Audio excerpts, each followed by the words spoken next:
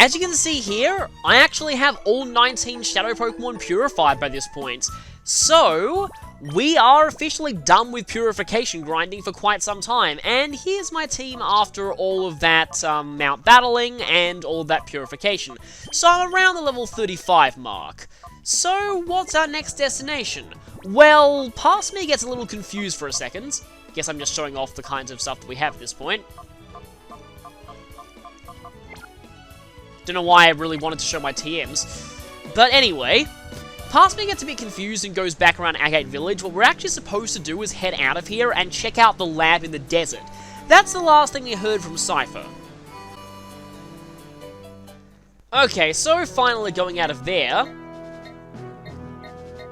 we have a new location on our map, the Mystery Lab that was suddenly built in the desert without notice. Kind of weird how we know exactly where it's located, but guess maybe Wes just searched around the desert a bit. But hey, we got a new email. For the time being though, let's check out this place. The main gate is closed, there's a laser fence, and there's actually nothing we can do here, so let's go ahead and check our emails. It's Juking, and they've called a Mirror Peon.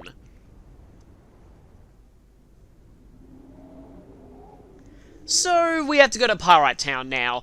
This trip to the lab was kind of a quick detour that ended just as quickly. If we check around here, there's a key slot, but we don't have the key.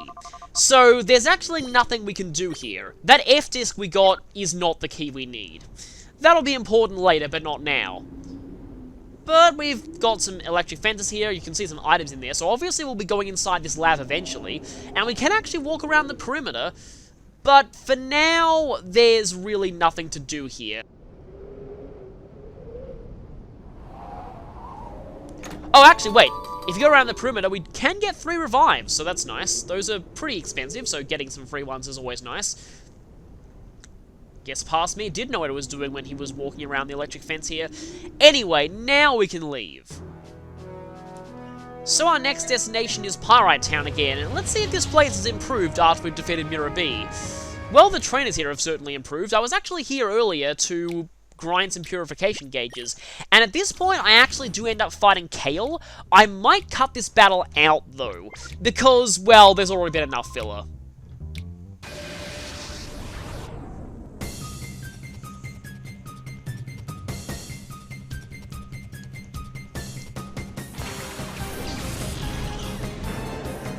I suppose I can just show a brief bit here, just to show that Kale is a lot stronger than before. He now has level 40s, and his Snubbull has evolved into Granbull.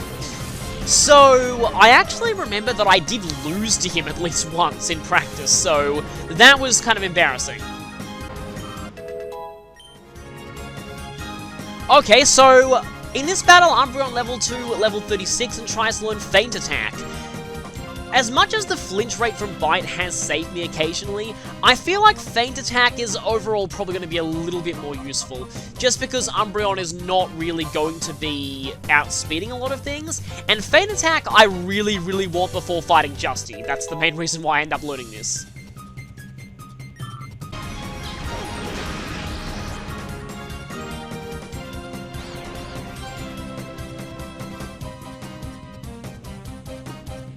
Okay, that was pretty funny, actually. Getting lucky with the confusion chance there, only to find that I was already targeting it with the confusion attack anyway. So yeah, that fight, that happened. So now let's actually go where we're supposed to. First though, I think the fortune teller has something new to say here. Is that guy finally, okay then. It's kind of redundant, but anyway. That rhymes for some reason. Well, Black Whirlpool smoke is kind of like what comes out of Shadow Pokemon, so probably means we should go under the ground. But how will we do that? Well, we'll find out. First, I need to heal after that fight, because Umbreon unfortunately ended up getting submissioned. Although, if we do go into Juking's house, there's some new dialogue for us. Arrested 2 women who are Mirror B's underlings. Okay. We probably know who those 2 are. But if we go in here, there's a bit more new dialogue for us.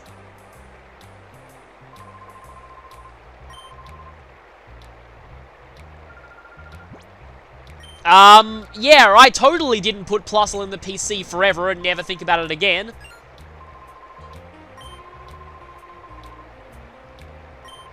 Well, that's interesting. Don't think we've heard about that underground town yet. Yes, it is easy to learn. So, as you might be able to tell, the kids were going to be a little bit more important soon. So that's why I went and visited them there. For now, though, I think I end up being really stupid and going to heal at the... Yeah, I barely have any money either, so I can barely afford this hotel. I really should have gone straight to the Colosseum and used its healing machine, which is free, but for some reason I decided to do this instead, because I'm dumb. So we had arrested the hotel to make Mirror B's underlings think that we decided to not come and interrogate them today. But actually, we're going to come and interrogate them after a good night's sleep. They'll never know what hit them. So, this is where... Oh, hey, Jenkins not coming in to bump into us, that's new.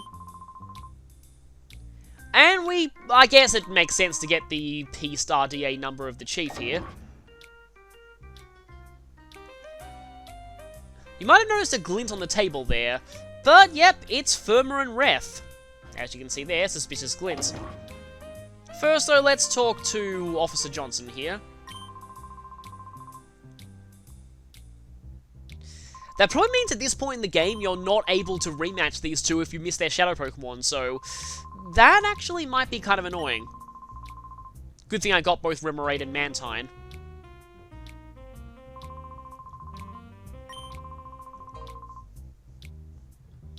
So what we actually need to do here is a bit weird. So if we try and talk to them through the bars, they're scared and want us to get away from them. And we can't talk to the one sleeping on the bed from here.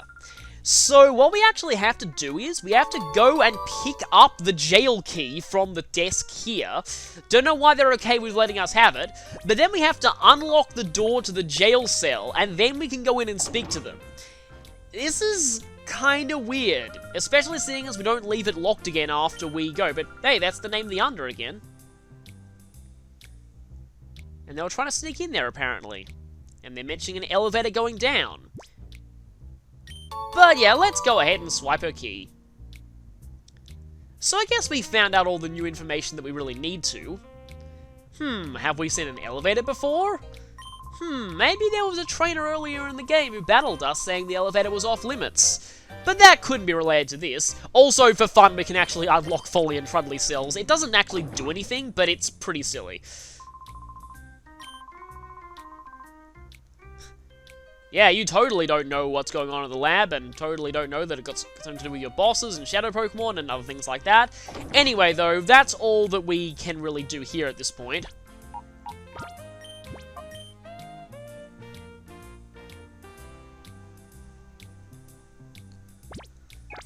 So let's head to that place where we did see the elevator. And, the chief doesn't have anything new to say, but we've already found out all we need to know. Elevator key the under. Let's go. So we need to head all the way back to the Pyrite Bulk.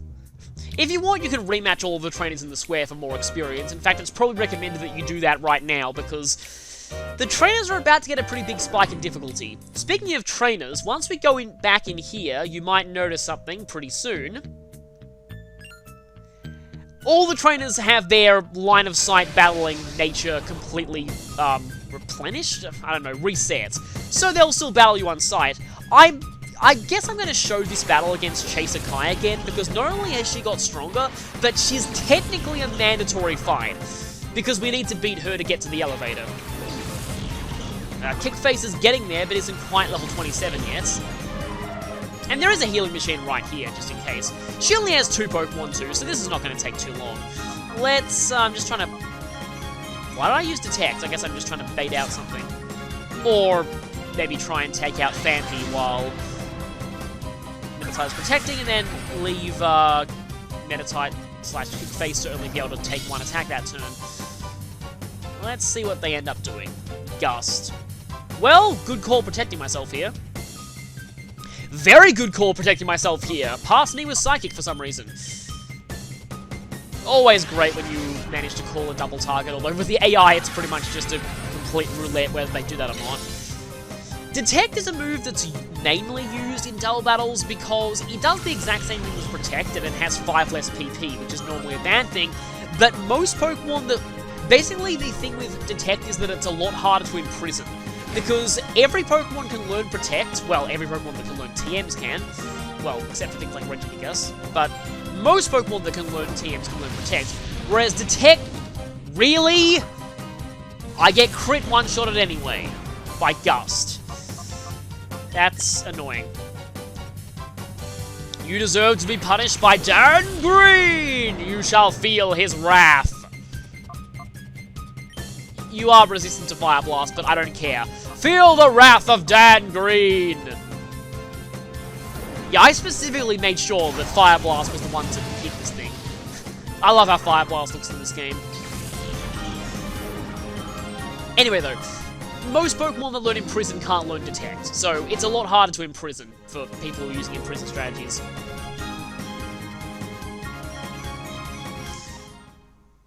Was briefly considering doing some kind of editing thing to actually make it look like that battle never happened, but anyway. That elevator is off limits. Now let's go ahead and heal! This guy has an annoyingly long sight range, and I actually am going to cut out this fight.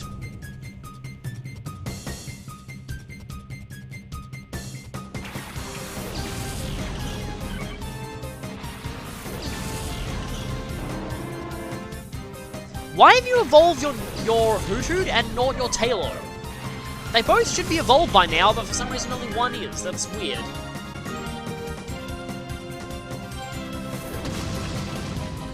Wait a minute, don't now just fly through the floor?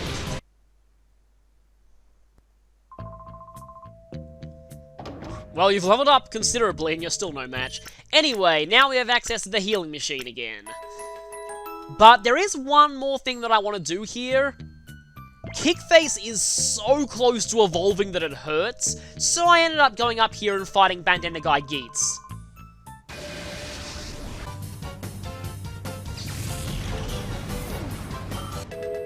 And so, Kickface has indeed grown to level 37, as has Jumpluff grown to level 36. And so it is now time for Grandmaster Kickface to unleash his true power. This is going to be fun. Also amazing evolution music again.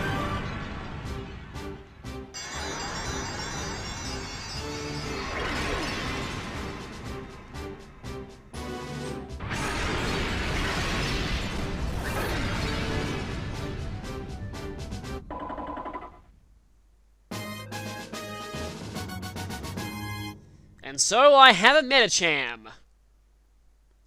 I hope I end up checking its stats, because I really want to see how high that attack stat is doubled. I think I do, let me see. Yeah, 53 attack, which is actually 106. Which is probably the... I think it's slightly higher than Entei has at this point. Yeah, Feraligatr has... Yeah, it's actually higher than Entei's at this point. And Entei has a base 115 attack stat, so that should give you an indication of just how powerful Medicham is. And its speed isn't that terrible either. So, yeah, well, mine has a hasty nature, so yes, it's kind of fast. But still, this is going to be pretty amazing.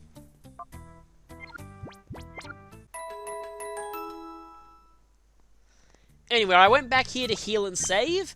And then it'll be time to take on the Under, finally.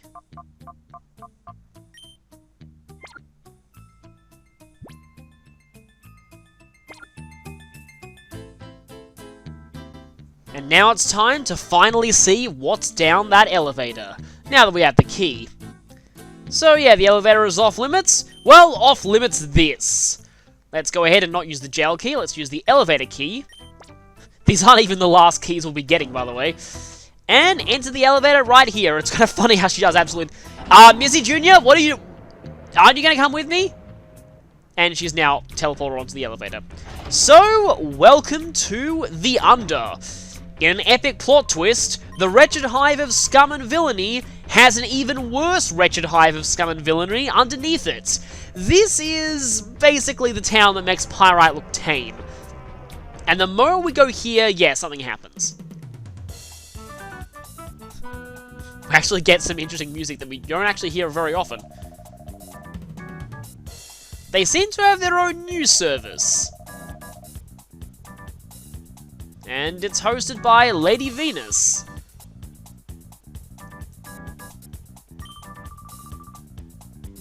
Oh, I wonder what that is.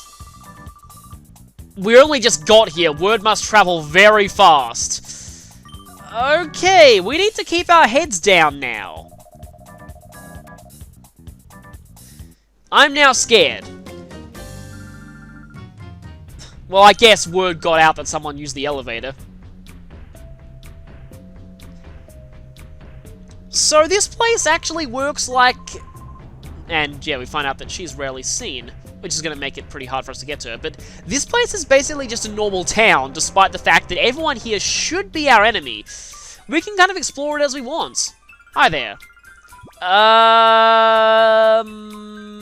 Yes, we did. We definitely didn't come down here to dethrone your boss at all. Even you're not actually battling us out of any kind of malice. You're battling us just because you want to test us with the Colosseum. Skitty and Oddish. You're even weaker than the trainers in the Pyrite building. What are you doing questioning our ability to enter Colosseum challenges? Anyway, might as well show this battle since it's a new one. There are quite a few trainers around this place that do battle you, but not all of them are story relevant. Let's see, these two are probably not going to be that good of a team here. Well, granted, Skitty is going to fall to just about anything. Because, yes, it is Skitty. A lot of people ask me why I keep bashing on Skitty, but when your evolved form's best base stat is base 70, it did get buffed to 90 speed recently, but back then its best base stat was base 70. I still consider Delcatty probably the worst evolved Pokemon in existence, like fully evolved. Which doesn't count single stage Pokemon. I mean like of a Pokemon that can evolve and is in its final stage, Delcatty is probably the worst.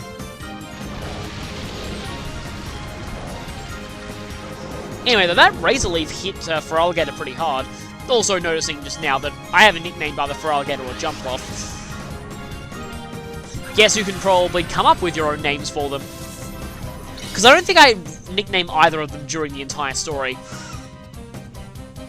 Speaking of Oddish, my sister actually really likes Oddish as well. Oddish used to be one of her favourite Pokemon. And Jigglypuff, which we saw before, and though, well, you might not have seen it. If you skipped over the area leader video, then this will be your first time seeing Jigglypuff, I think. And Jigglypuff is a pretty funny fainting animation in this game. Takes its classification of the balloon Pokemon all too literally. Yeah, that's more along the lines of what a Razor Leaf from an Oddish should be doing, especially when it's spread damage. Razor Leaf is really not that good of... Well, I mean, against, like, let's say your opponent has double Golems or something, it can be kind of amusing, but even then, Surf is probably better. Was Razor Leaf the only Grass-type spread move in this gen? I think it was. Now, I really should be setting Espeon in here, because Espeon will make quick work of that Oddish. Don't really want to be stuck using water moves against a Grass-type, and yeah, that's Jigglypuff's fanning animation. Which is pretty silly. Still have more, though, is Shuppet. Maybe I actually shouldn't be sending an Espeon, even though I doubt Shuppet has very many good Ghost moves. Apart from me, Astonish. I don't think Shuppet even learns Shadow Ball naturally. Wow, one shot. Nice. I know it is raining, but still. Well, if you get a critical hit in rain, a Water-type move can beat a Grass-type pretty easily. We can see a shop in the background there, but we'll get to that later. Love how, when you knock out two Pokemon at once, your Pokemon both gain experience and gain experience again. Yeah, you're worse than you look. Moving on. You're obviously not even worried about those intruders, are you? So that building there seems to say Yadoya in Japanese characters. But over here is a vending machine. Finally, we have one that we can actually use. Vending machine drinks, I think in particular fresh water, are some of the most cost-effective healing items in the game. I actually think that for, like, cost per hit point restored, fresh water at this point in the series was, I think, the most cost-effective healing item in the game. But I like lemonades. For their price, they actually heal quite a lot of HP. Of course, at this point in the game, also the buying drinks from vending machines is a lot faster than it is in later games in the series, which is kind of interesting.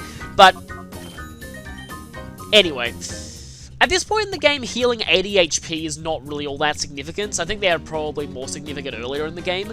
But like I said, fresh water is actually the most cost-effective healing item, so technically speaking, you should probably just buy hundreds of those. But yeah.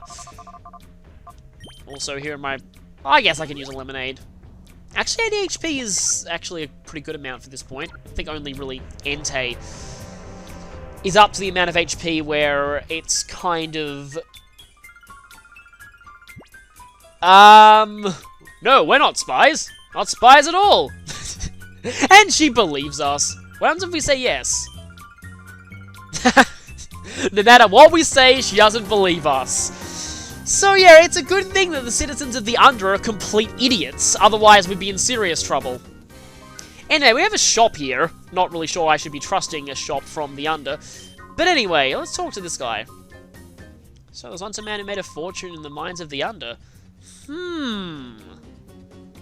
That's interesting. We might want to remember that for later. Now everyone's paranoid, they all think that there are spies everywhere. Well, yeah, let's just go with that. Let's go with that. He thinks you're cool. So the shop here actually sells some pretty good stuff. Full restores, max potions, hyper potions. Probably no real need to buy max potions for a very, very long time. Hyper potions already heal more than enough. But we also have some TAMs. This is hidden power. And do I look at the others in turn? Let's see. Yes, that's hidden power. That is Blizzard. Yeah, pretty sure that's Blizzard. That's Hyper Beam. That's Light Screen. That's Protect.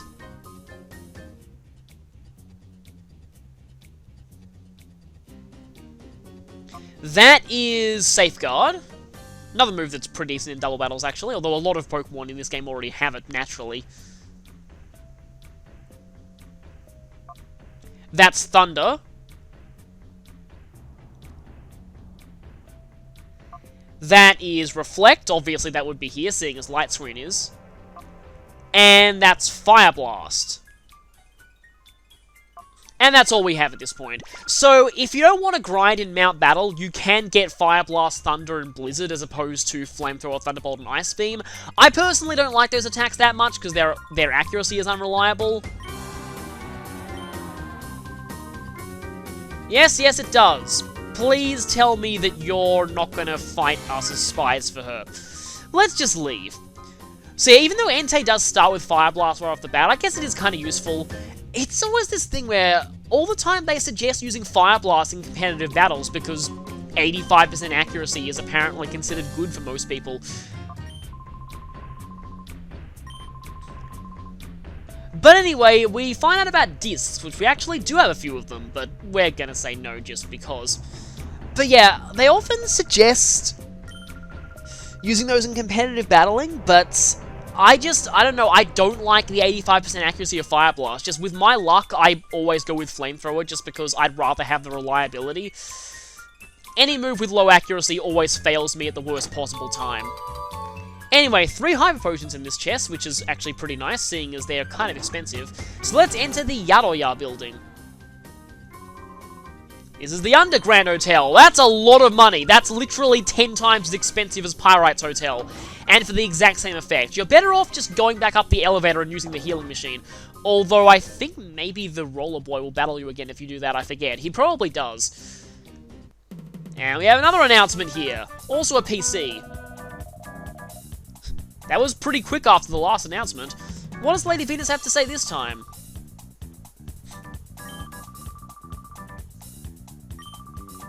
Well, everyone is incredibly stupid here, which is a good thing for us, so the spies hopefully won't be caught for, well, ever.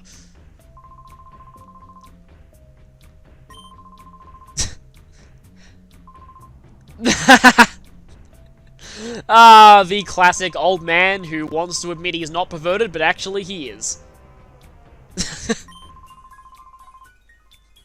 I love these two.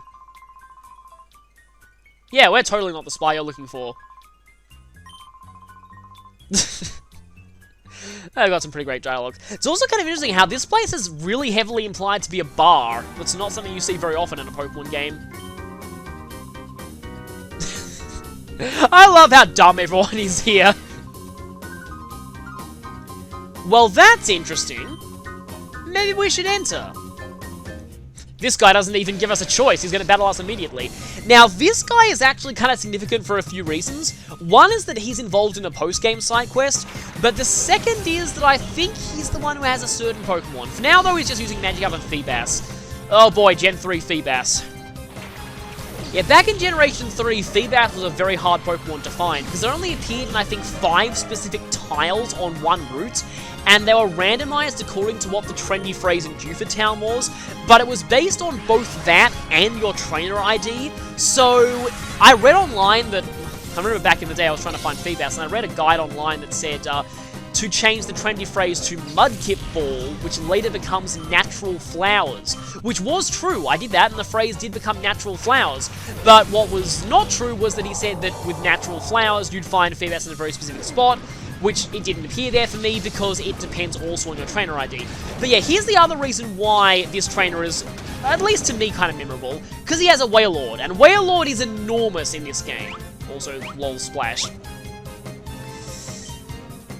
This guy gets even more amusing later on in the game, but for now, we're just kind of stuck with this. Now, Feebas, I think, has alright special defense, but it's still going to go down easily. I know that of the two, like Magikarp and Feebas, one of them has okay defense and pathetic special defense, and the other is the other way around. I think Feebas is better on the special side, but that's not saying much. But anyway, there's Wailord. Biggest Pokemon in the game, and probably if they were actually trying to be realistic with the size, it would be even bigger. It would probably take up the entire screen. Well, it kind of makes sense for such a gigantic Pokemon to be using strength. Do remember that Wailmer and Wailord made for great HM slaves, because they had access to a lot of HM moves.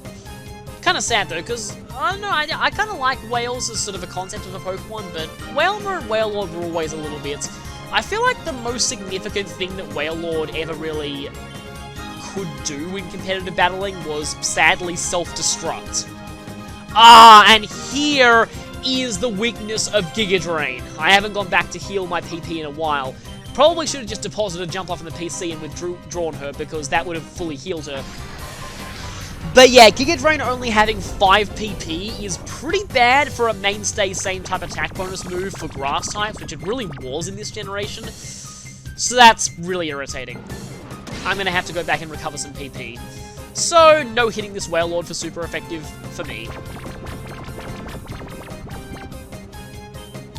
I should probably switch Jump Off now. Yeah, that's good. I made the good call here. Oh, I decided to go with this. I guess Kick Face is a bit higher level than everyone else on the team, but I would have loved to kick this thing in the face, but I used Soul instead. Wailord should hopefully not last much longer, but anyway, this battle has always been kind of memorable to me just for the Wailord. But again, Wailord is one of those Pokemon that just... it has a lot of HP, but its other stats are just not that great. Might be kind of interesting as a Shadow Pokemon in this game, but you don't ever get a Shadow Wailmer or Wailord. I think Wailord in the card game had the honor of having the highest HP. I think, was Wailord in the card game the first Pokemon card to have over 200 HP, or exactly 200 HP? I forget, I think it was some milestone like that. But anyway, this Wailord is down. And Wailord does give a fairly decent amount of experience. Bear in mind, that experience was split 3 ways, so that's quite a lot that it's giving. Usually, Pokemon with high HP tend to give a lot of experience. Especially Chansey and Blissey. Well, I've got a lot of my own, but we're not telling him that. I love that just really rapidly spinning Pokeball up there. So let's see what this building is. Oh, maybe he was the guy that the others were trying to get in contact with. I guess he's stealing stuff for his own schemes, although if he's connected to the Kids Grid in Pyrite Town, who seem to be helping King, then he's probably a friend of ours. Interesting. Mysterious railway that's never been seen. Surely that can't be significant later. But there's a guy down here. This is probably the grandson that guy was talking about. Delivery to where, I wonder? He already knows about us. That means he's probably either an ally or a member of Cipher, but he's probably too young to be a member of Cipher. So we get given the power-up part, which is a delivery for Net's house.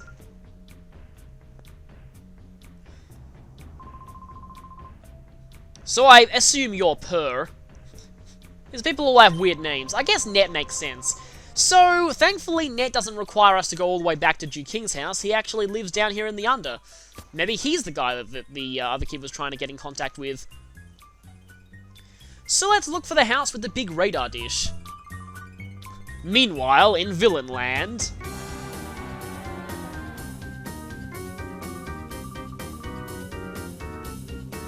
well, it's nothing to worry about. Nobody in my city has helped capture them yet, and they don't seem like they're going to. Wow, that's actually kind of disturbing, though. So, okay, that's Iron. We're finally seeing him in person. He's the one who wrote those files. Guess every battle we're having with these Cipher trainers is actually improving their plans. And he's working on a masterpiece Shadow Pokemon.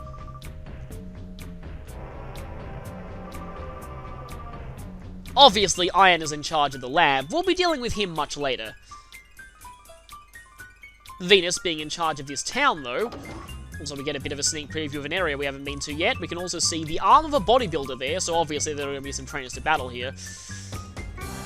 But yeah, Venus is obviously going to be our boss for this segment of the game, which is actually quite short. It's also part of the game that I remember the least about, so forgive me if my post-commentary isn't exactly the greatest in these parts. For now, though, let's check the PC. Do I do that trip with Jumpluff? I might, actually. Hey, Past Me actually took my future advice. Well, he didn't really, but I guess we both had the same idea.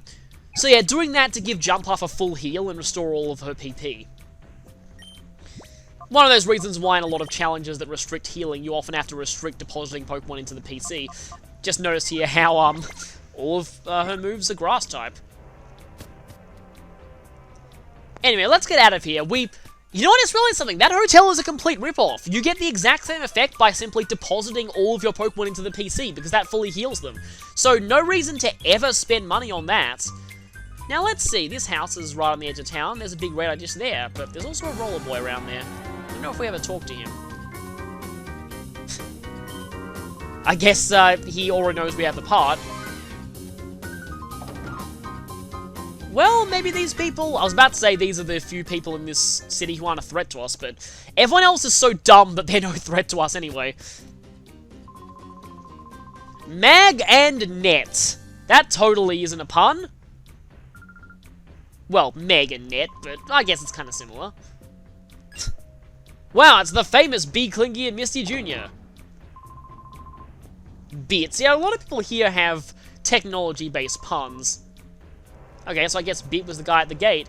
And this is Net. It's actually kind of funny because that's the Japanese name of Lan Hikari in Mega Man Battle Network. 2 games have used that name for a kid who's tech-savvy and fights evil organizations with the power of the internet. Yeah, well, we've already seen a lab, so that's probably the one that they're talking about. Guess we'll see what this upgrade part does. Or power-up part. Hopefully it makes his technology as broken as Kangaskhan with Power-Up Punch.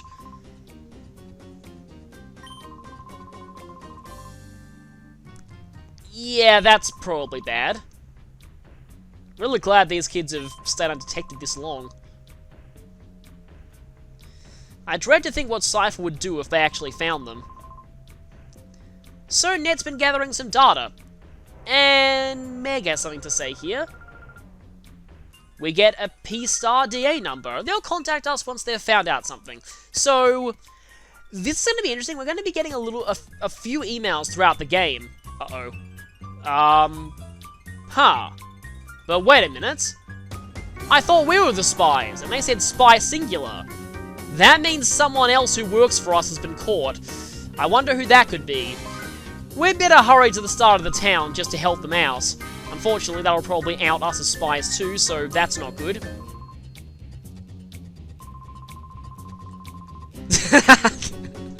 I love how dumb the NPCs are in the Under. Kind of takes the edge off, because this place would normally be quite terrifying. Ah, it's Silver, once again being a complete Leroy Jenkins. And they're taking him in there. 2 cipher peons, it seems.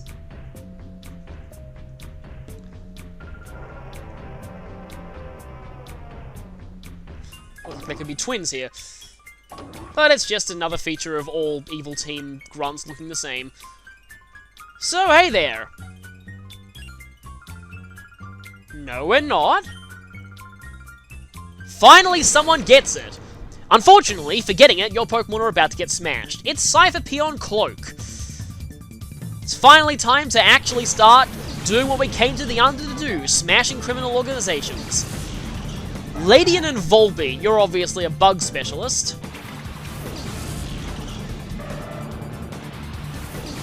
So let's see. Oh no. The horror! That Ladian is a shadow Pokemon!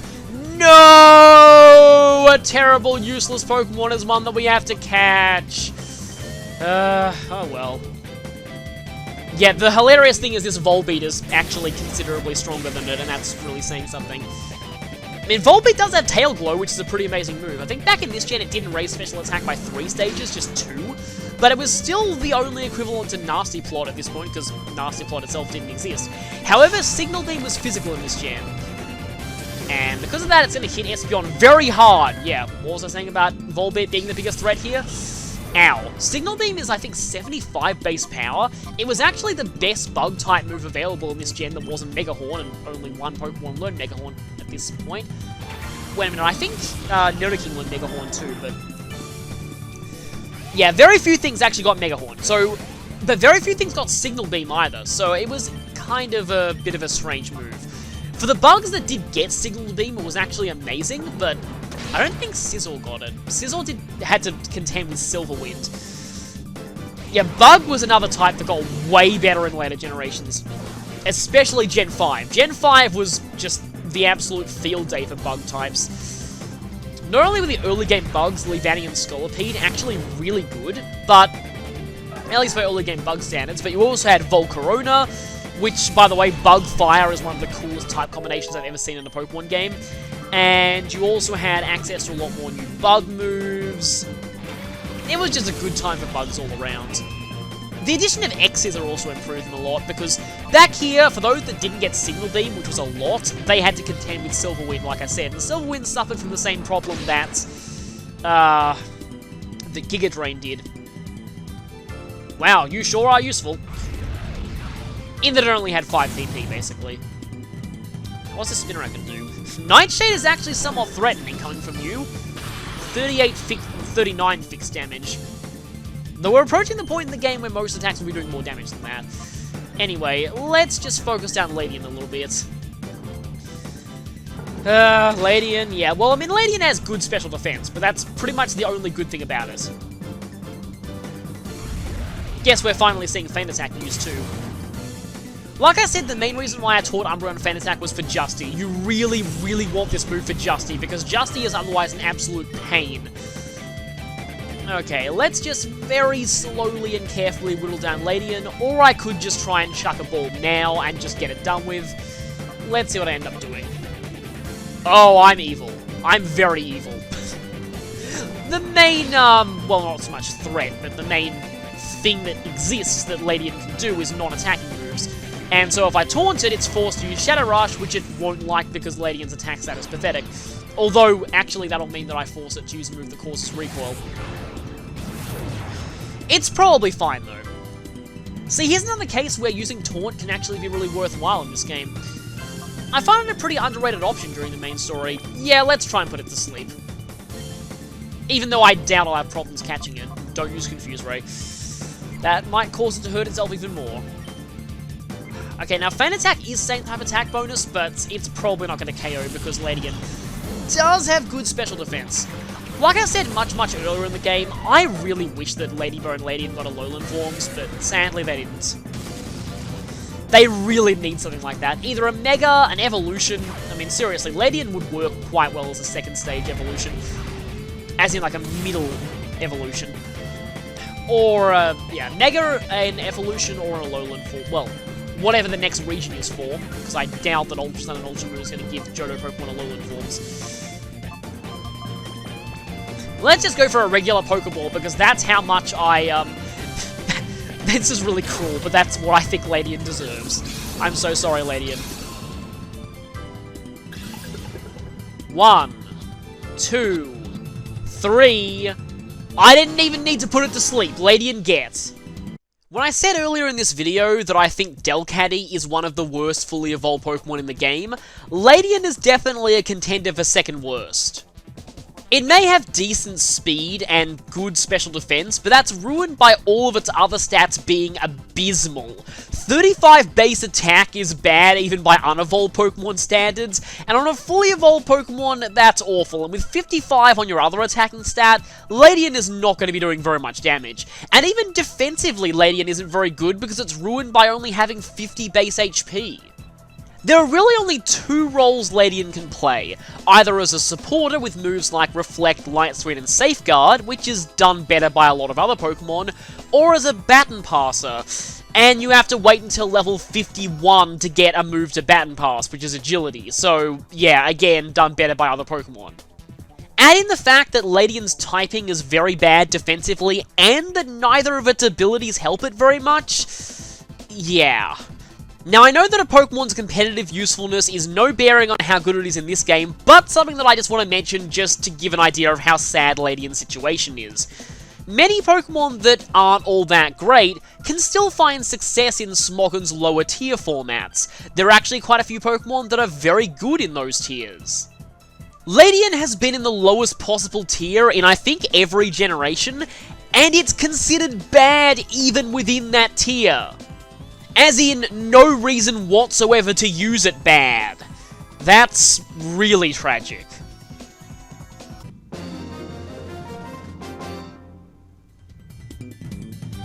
Yes, he is, and you're using Ladian. That's really the worst insult that I can possibly come up with. You're using Ladian. But we have another fight to go. Cyberpion Dagger. Yeah, this is actually a pun, although I didn't notice this until people pointed this out. Cloak and Dagger, which actually sounds more like a pun name for a group of spies, not anti-spy henchmen, which is kind of weird, but anyway. Dagger has an Illumise and an Ariados. For some reason, I keep forgetting how to pronounce its name. I used to call it a Rakdos, but that's definitely not what it is. Ariados, or Ariados. Ariados is, I think, how you say it. Ariados is another Pokemon that I really wish would get either a Mega, an Evolution, or an Alolan form. Or, again, whatever the next region is for. Okay, that's surprisingly smart coming from an Illumise. I should probably switch Feraligatr out now. And yes, obligatory mention of the fact that it is pronounced Illumise, which makes sense to me because it's based on the Japanese. Yeah, that's gonna KO you. Well, I have to give the Illumise some credit. It actually managed to contribute to Feraligatr's downfall. But anyway, okay, you know what would be really cool? An evolution of Ariados that's Bug Psychic. Because it learns a lot of Psychic moves by level up anyway. And I just realized that Metacham, well, Kick Face's fighting type is going to be resistant because Bug does in fact resist fighting. And Ariados should quad resist it thanks to being a poison type, but still, yeah. Thankfully, they did later introduce a cool spider Pokemon with Galvantula. I really like Galvantula. Ow! That was really painful. Silver Wind, like I said earlier, was one of the strongest Bug-type moves at this point in the game. I love the Ariados' fainting animation too. It's like, just smacks the ground in frustration with its leg. Gloom. Oh, well, that's not a Bug-type. I always found it kind of weird, that one episode of the anime that made a big deal about Gloom's stench. and making it worse than coughing. But then I found out what it's actually based off of, the Rafflesia flower, which, let's just say, is called the rotting corpse flower for a reason. It intentionally smells like a rotting corpse to attract flies, basically.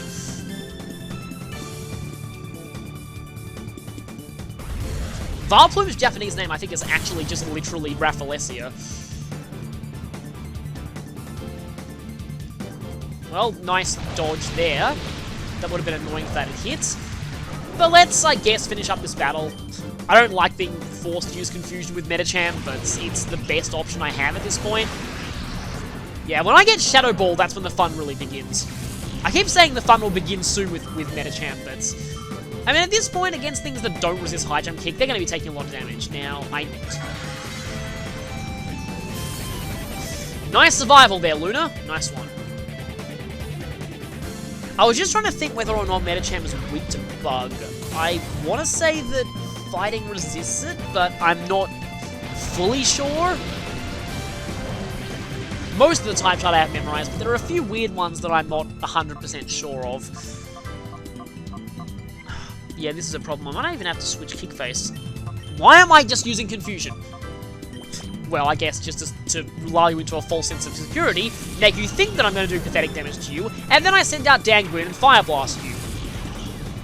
I think we all know how this is going to end, but first let's see what their last action before getting Fire Blasted is. Silver Wind. On Entei, maybe? Yeah, I thought so. Trying to finish off Umbreon. Please don't get an everything boost. Of course you would get an everything boost! It's like how when I play Fire Emblem games, how sometimes I can just get this sense that I'm going to miss, or that someone's going to critical. Here, sometimes I can just tell that I'm going to get a secondary effect of a move, or that they're going to get a secondary effect of a move. Because I just saw there, I was just like, okay, you're going to get an everything boost, aren't you? And then it happened.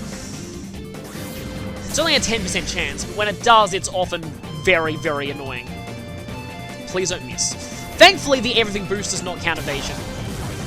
But yeah, I still love how Fire Blast looks. Just the flames around their mouth before they shoot it out, and then just the massive explosion of fire when it hits. Always satisfying to watch. You're probably freaking out that I'm using Dakim's Shadow Pokemon against you. I just realized. It's kind of a missed opportunity that they didn't both have Shadow Pokemon, because they weren't against throwing 2 Shadow fights in a row at us earlier in the game with Therma and Reef. But anyway, this is at a point where things get a little bit, I wouldn't say guide-dangity, but a little bit confusing. So we're actually not given any indication of where to go at this point, and now that person's on our side, even though we're a spy, just because of that, yeah. So this is actually kind of weird. You're meant to talk to Silver at this point, but I was trying to, and I couldn't really figure out how to do it. You actually have to go into that little nook there, and he comes to you automatically, but it actually took me quite a while. So what actually ends up happening here is, I end up leaving that for the next part. Because, by all rights, he should have come up and talked to me. I was close enough to the edge of the fence that he probably should have, but that's what you're meant to do. You're meant to go right up to the edge of the fence there, and then he approaches and talks to you. And you actually need him to talk to you to progress the story, but I couldn't figure out how to do it, so I went back here and saved instead. So, with that, that should be everything that we do in this part, and next time, we'll actually be taking on Venus. Yeah, her arc is depressingly really short. But anyway, we have Ladian, and, yeah, Ladian.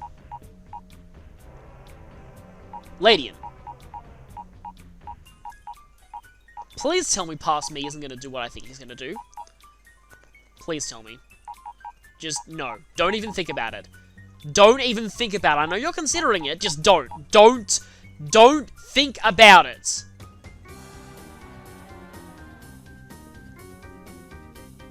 No. You're not seriously. No, not Feraligatr. Feraligatr is amazing. Maybe I'm reconsidering. No, not Espeon. That's even worse. No, put it back. No. Not Umbreon. Umbreon gets enough flack from people who play this game.